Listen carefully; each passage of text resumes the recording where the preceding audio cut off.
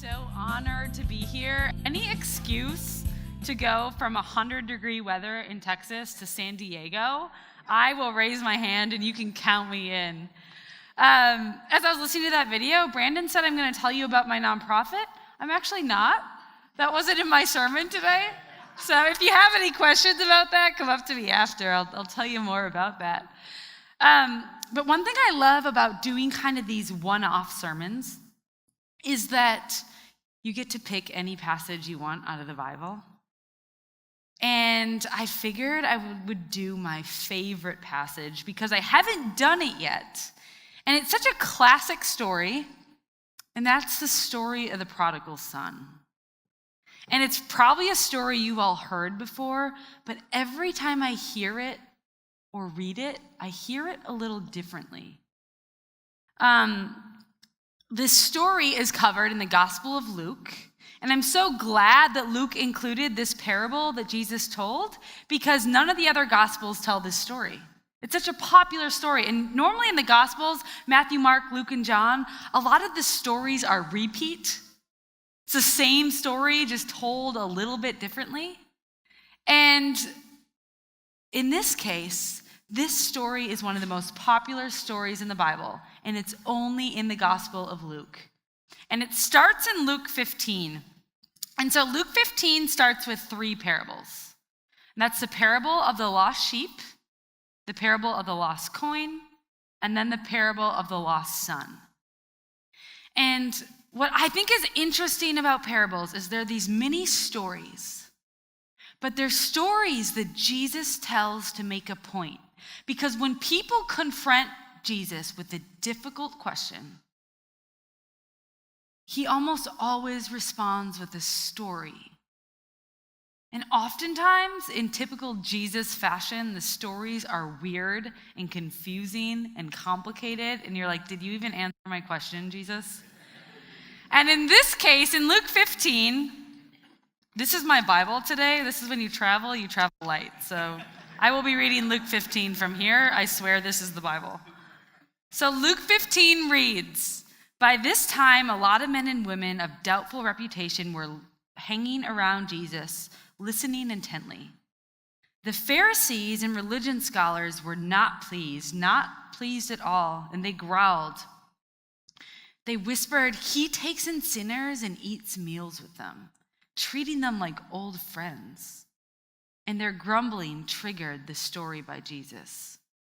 And so what that tells me, I picture this group of Pharisees and snobby religious scholars, snobby people that went to seminary, like me and Brandon.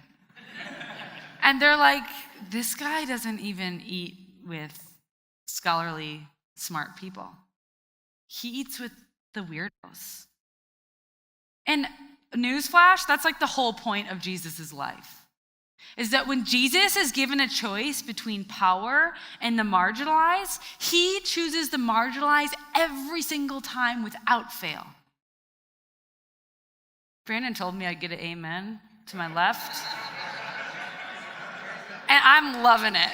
I don't get that at my home church. I like you. But he chooses the marginalized every single time. Every single time. I don't. Sometimes when I'm given the choice between a little more influence than my integrity, a little more power, a little more money, you just have to do this one thing that maybe isn't truly you. I can't say I always choose the marginalized every time, but Jesus did. And so I picture these snobby gossipers saying, this guy eats with the sinners. And by the way, in that time, who you ate with was a big deal. It was like a middle school lunchroom. And it was cliquey. And who you ate with established your social religious boundaries. And Jesus didn't play by those rules. And it messed this group up. So they're gossiping. Jesus says, okay, let me tell you a story. I'm going to tell you why I eat with people like this. And he said, imagine a woman who has 10 coins and loses one. Won't she light a lamp and scour the house, looking in every nook and cranny until she finds it? And when she finds it, you can be sure she'll call her friends and neighbors, and she'll say, celebrate with me. I found my lost coin. count on it. That's the kind of party God's angels throw every time one lost soul returns to God. And I don't know about you, I lose my keys 4 times a day. And my husband finds them and I celebrate. And he'll say, "Did you even look?" And I always say, "No, I didn't look." But when we find something that's been lost, it's worth celebrating. And it's a good story. But I picture these Pharisees and these religious scholars being like, "Jesus, what are you talking about? Why are we talking about coins? This has nothing to do with you eating with the weirdos." And Jesus says, "Okay, you don't get it. You obviously don't get it." He tells a second parable. And that's the story of the lost sheep. And he says, by this time, a lot of men and women of doubtful reputation were hanging around Jesus, listening intently. The Pharisees and religious scholars were not pleased, not at all pleased. They growled. Oops, you guys, I screwed up. Okay, I'm going to continue. I just read the part that I just read. So this is the story of the lost sheep. It's early. Okay, suppose one of you had 100 sheep and lost one. Wouldn't you leave the 99 in the wilderness and go after the lost one until you found it? And when you found it, you can be sure you would put it across your shoulders, rejoicing. And when you got home, you'd call your friends and neighbors saying, "Celebrate with me. I found my lost sheep." Count on it. There's more joy in heaven over one sinner's rescued life than over 99 good people in no need of rescue. To me, that's pretty clear that when one person is lost and they return back to God, there's more celebration over that than if you never strayed at all. And that's the story of grace. But these Pharisees are not as smart as all of us. So Jesus told one more story because he's like, I still don't think they get it. And this is the story of the lost son. He thought, okay, you can't think in metaphor with sheep and coins. We'll just move to people. And he says, let's just make it a son that's lost. You guys don't get it. And this story, there's been dramas and paintings and musicals. Charles Dickens called this story the greatest story ever told. And I think it's true because this one story summarizes pretty much the whole message of the New Testament. And so I'm going to read that story, the story of the lost son, and then I'll talk about it after.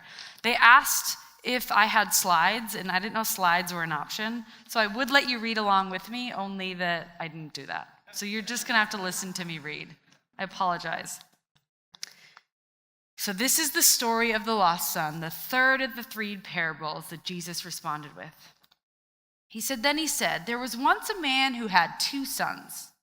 The younger said to his father, "Father, I want right now what's coming to me." And by the way, this was unheard of in these times because in biblical times and in Jewish history, the sons were entitled to the land once the father died. And the daughters didn't get anything, but the sons got the land and the goods. And this is basically like a son saying, hey, you're basically dead to me. Give me my money. I don't care. I'm not going to wait till you die. Give me my inheritance. I want to go to Vegas. So he did. So the father divided the property between them, and it wasn't long before the younger son packed his bags and left for a distant country. Vegas isn't in another country, so it's a bad analogy. You get my point. And there, undisciplined and dissipated, he wasted everything he had. After he had gone through all his money, there was a bad famine all through the country, and he began to hurt. He signed on with the citizen there who assigned him to his fields to slop the pigs. He was so hungry he would have eaten the corn cobs and the pig slop, but no one would give him any food. And by the way, I think Jesus was really meticulous about choosing pigs because in Jewish times, swine and pigs were the most disgusting animal. So not only is eating pig slop already gross, but you add on this negative religious connotation of how disgusting pigs were in Jewish times, and it was like you wouldn't even touch a pig, let alone eat their slop. That brought him to his senses, and he said, All those farmhands working for my father sit down to 3 meals a day. And here I am starving to death. I'm going back to my father. I'll say to him, 'Father, I've sinned against God. I've sinned before you. I don't deserve to be called your son. Take me on as a hired hand.' And he got right up and went home to his father." So he's thinking, I'm going to go home. I'm going to tell my dad this big sob story about how I lost all the money and I'm so sorry, and see if he takes me back. Now this next line, Luke 15:20, Peter Enns, who's one of my favorite theologians, he says that this is his favorite line in the Bible, especially in this story. When he was still a long way off, his father saw him and was filled with compassion. And a lot of religious scholars think that this parable is actually an analogy to God. So the Father in this story is our Father in heaven. And what that line says, when he was still a long way off, his father saw him and was filled with compassion.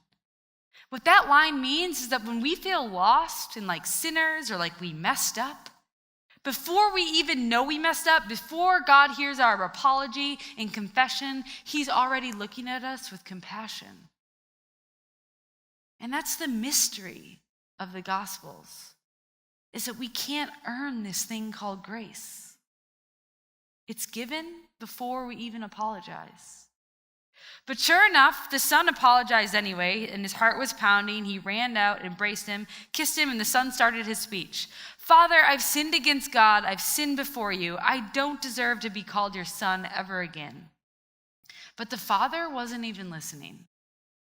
He was calling to his servants, "Quick, bring a clean set of clothes and dress him. Put the family ring on his finger and sandals on his feet. Then get a grain-fed heifer and roast it. We're going to feast. We're going to have a wonderful time. My son is here, given up for dead and now alive. Given up for lost and now found." And they began to have a wonderful time. All this time, his older son, so far we've got 3 characters, the lost son, the father, now the brother is getting a sniff of this party in his house. And he says, when the day's work was done, he came in and he approached the house. He heard the music and dancing. Calling over one of the houseboys, he asked, "What's going on?" So his brother is just stumbling across a party in his house. He doesn't know what's going on. And the worker responds, "Your brother came home. Your father has ordered a feast and barbecued beef because he has him home safe and sound." As you can imagine, the brother's like, "What? This does not seem fair." And so the older brother stalked off in an angry sulk and refused to join in. His father came out and tried to talk to him, but he wouldn't listen. The son said, "Look how many years I've stayed here serving you, never giving you one moment of grief. But have you ever thrown a party for me and my friends? Then this son of yours who has thrown away all your money on whores?" That's a twist to the story. So the money was spent on whores. "He shows up and you all go out with a feast?"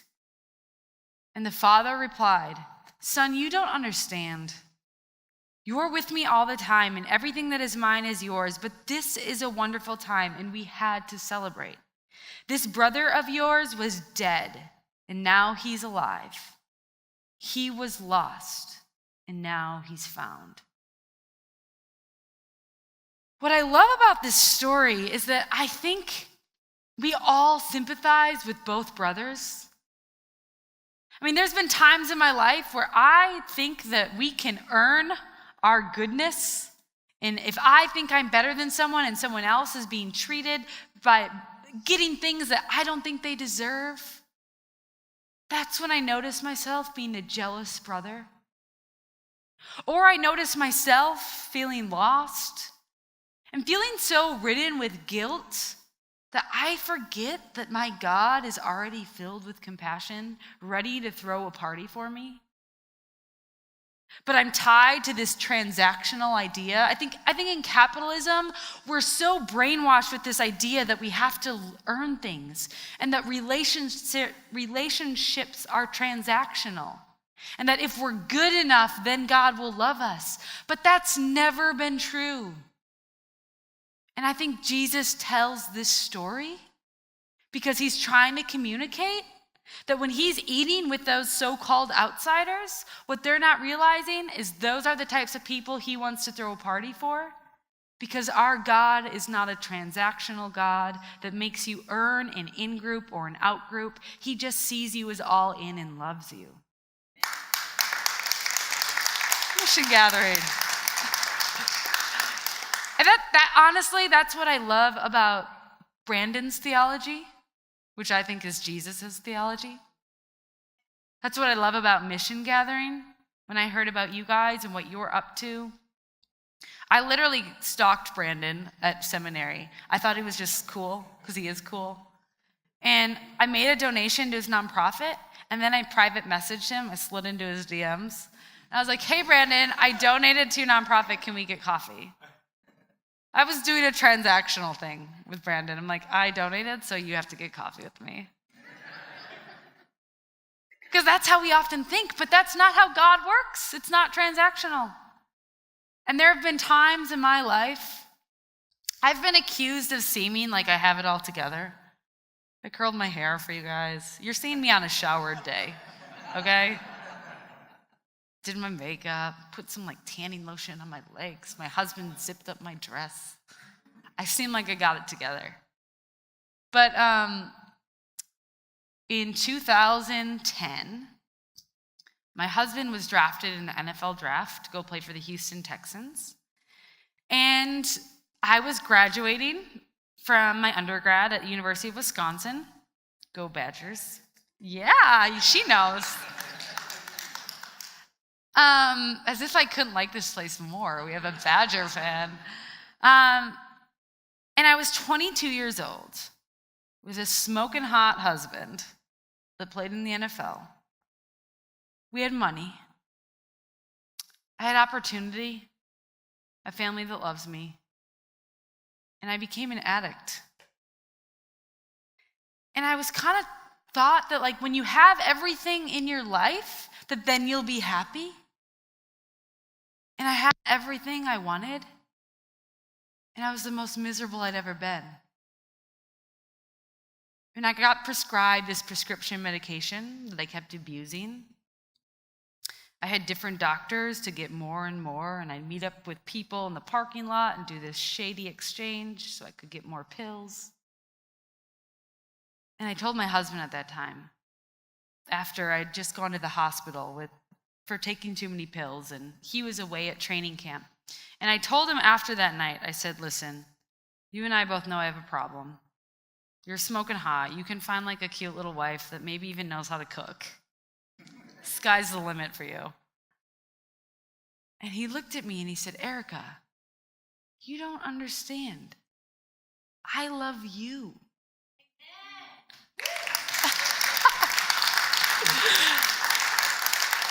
But I tell that story because I think that's how we are with God all the time. I think we look at him and we think, how can you love us? Because we know all our dirty, dark secrets. And I think he just shakes his head and he's like, you're missing the whole point. When you're lost and you come back to me, I don't just love you, that's when I throw you a party.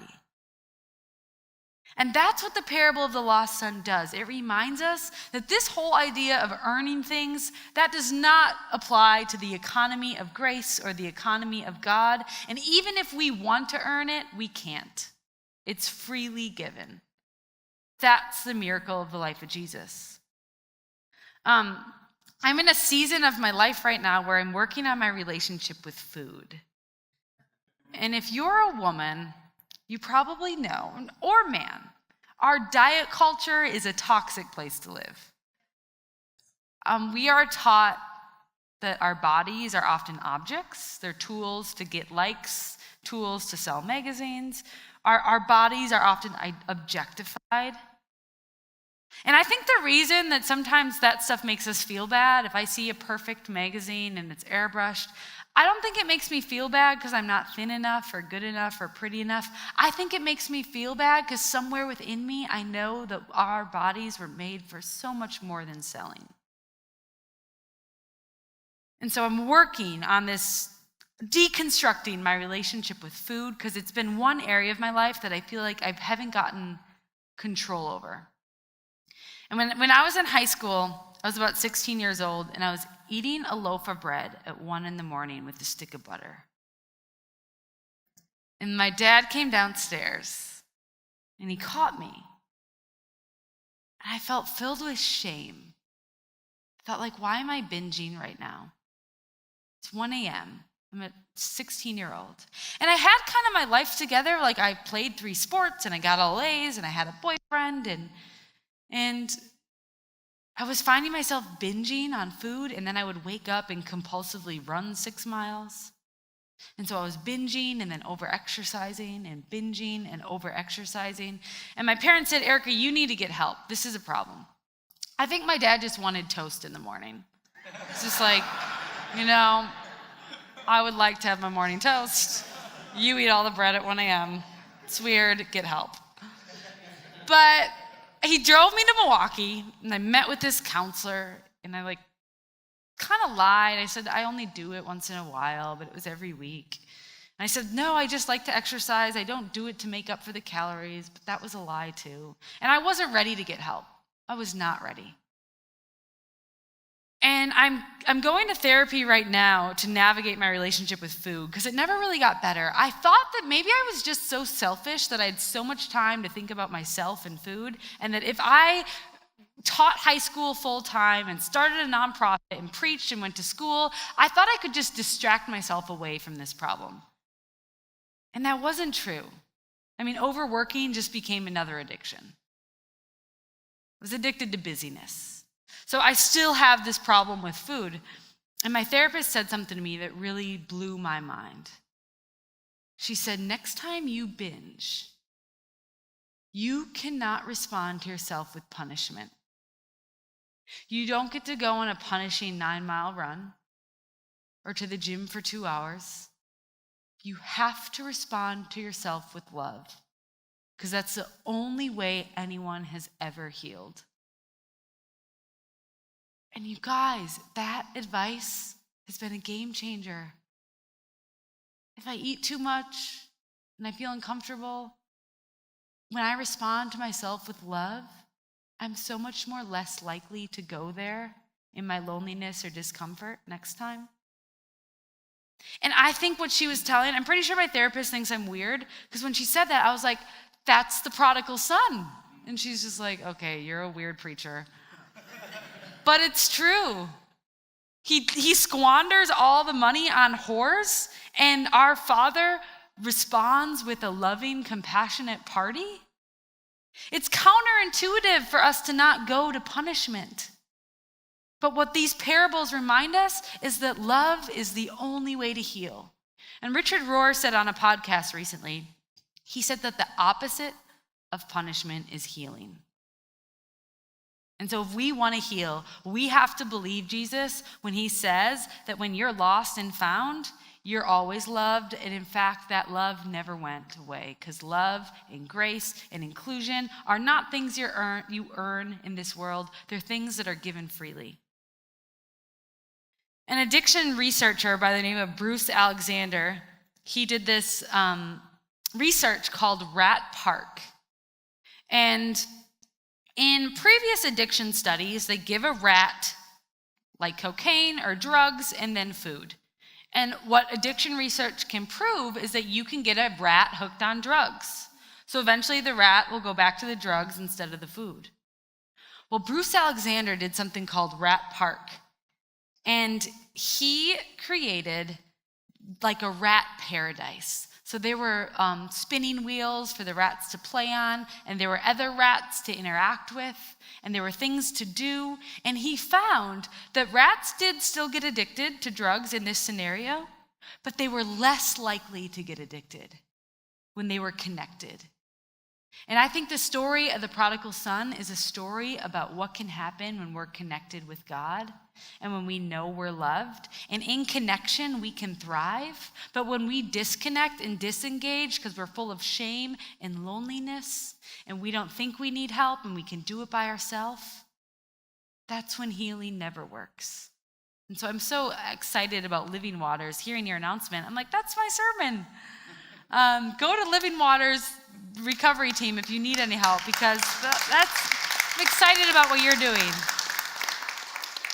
But these parables, I really view as an invitation for us to just invite ourselves into these stories throughout the day and be reminded that love is something we will never earn. Grace is something that is always here. And that when we live into that radical truth and justice of the rhythm of Jesus' life, that we're invited to participate in a love story too. Mission Gathering, let me pray with you. Dear God, I pray that as we go out into our weeks and lives and summers, that we will remember that your love and grace is something that we can never earn. I pray that, like the prodigal son, that when we are lost, that we will have the wisdom to return to you and to know that you will open your arms with love and wisdom and grace. Because shame and guilt and resentment and punishment are never how communities heal. And the stories that Jesus told remind us of this simple truth, that you are the maker of all things, and your story is always a love story.